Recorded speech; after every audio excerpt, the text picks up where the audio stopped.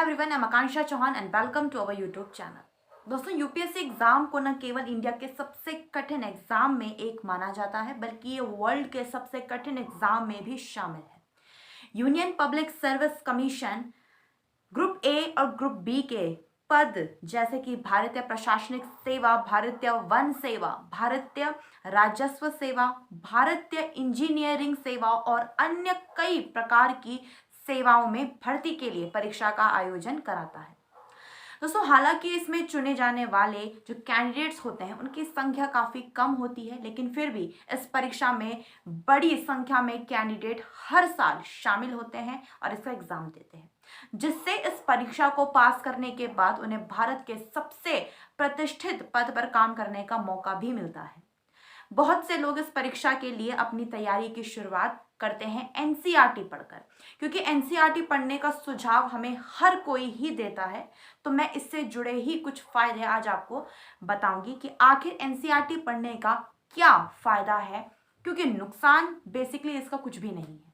तो स्टूडेंट्स, इन किताबों को जब लिखा जाता है तब बहुत ही इनको ईजी लैंग्वेज में लिखा जाता है। इसके साथ साथ ऐसे एग्जाम्पल से समझाया जाता है जो हमारी डेली लाइफ से रिलेट करते हैं, डेली लाइफ से जुड़े होते हैं, और यहाँ इतने आसान तरीके से कॉन्सेप्ट समझाए जाते हैं कि वो ऑटोमेटिकली आपके बेसिक्स को क्लियर करते हैं। इसके अलावा अगर हम शुरू में ही बड़े राइटर्स की किताबों को पढ़ना शुरू करते हैं तो बहुत सारी बातें ऐसी होती हैं जो हमें समझ नहीं आती हैं।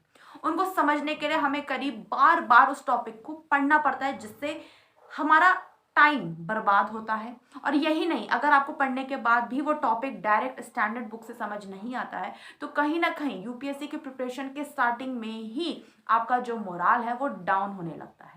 तो बेहतर है, अगर आपके बेसिक्स क्लियर नहीं है तो आप अपनी यूपीएससी के प्रिपरेशन एनसीईआरटी की किताबों से ही शुरू करें।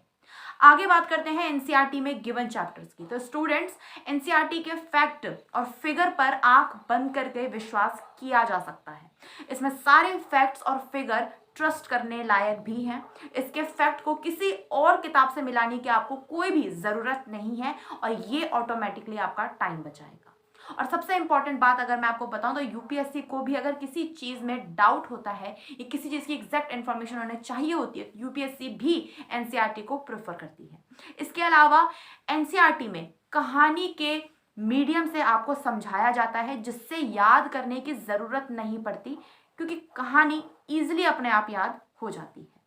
अब इससे होता ये है कि जब हम शुरुआत में ही एनसीईआरटी की किताबें पढ़ लेते हैं तो हमें अपने व्यूज को एक्सप्रेस करने और लिखने में दिक्कत नहीं आती, जो ऑटोमेटिकली आंसर राइटिंग में भी हेल्प करता है, क्योंकि हम इतनी कहानी एनसीईआरटी के दौरान पढ़ लेते हैं कि किसी भी टॉपिक में अपने विचार आसानी से प्रकट हम कर पाते हैं, जो कि मेन एग्जाम्स में आपको बहुत हेल्प करेगा और मेन एग्जाम्स में ये बहुत ज़्यादा ज़रूरी भी होता है।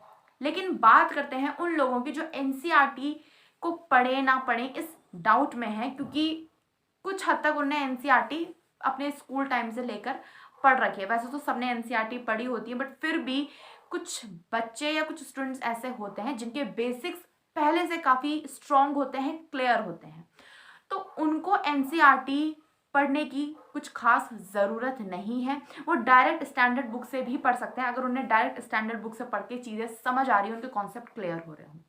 और अगर कोई एनसीईआरटी पढ़ना भी चाहता है या उसको जल्दी एक ऊपर से देख के जल्दी एनसीईआरटी को खत्म करना चाहता है, तो इजीली यूट्यूब चैनल में ऐसे बहुत से चैनल है जो एनसीईआरटी के ऊपर वीडियोस अपनी बनाते हैं। आप वहां से जाके भी एनसीईआरटी के 6 to 12 हर सब्जेक्ट के चैप्टर्स को देख सकते हैं, वहां से कवर भी कर सकते हैं अगर आप एनसीईआरटी पढ़ना चाहते हैं अपने खुद के सेटिस्फैक्शन के लिए। तो बेसिकली एनसीईआरटी आपके कॉन्सेप्ट बिल्ड करने में हेल्प करता ही है, आपके जो बेसिक्स होते हैं वो क्लियर करता ही है। और अगर आपके बेसिक क्लियर नहीं है तो मैं आपको सुझाव दूंगी कि आप बुक से अच्छे तरह से पहले एनसीईआरटी पढ़िए, उसके बाद फिर आप स्टैंडर्ड बुक्स की ओर जाइए। और अगर आपके बेसिक्स क्लियर हैं, आपने एनसीईआरटी का पढ़ा हुआ आपको हल्का फुल्का भी याद है, तो आप वीडियो देखकर भी यूट्यूब से एनसीईआरटी को कवर कर सकते हैं। तो ये थी वीडियो आज एनसीईआरटी के बुक्स से रिलेटेड कि आपको पढ़नी चाहिए या फिर नहीं, और कुछ फ़ायदे मैंने आपको यहाँ पर बताए। उम्मीद करती हूँ आपको वीडियो पसंद आई होगी, इन्फॉर्मेशनल लगी होगी, तो वीडियो को शेयर करें और अगर आप चैनल पर नए हैं तो चैनल को सब्सक्राइब ज़रूर करें। Thank you so much.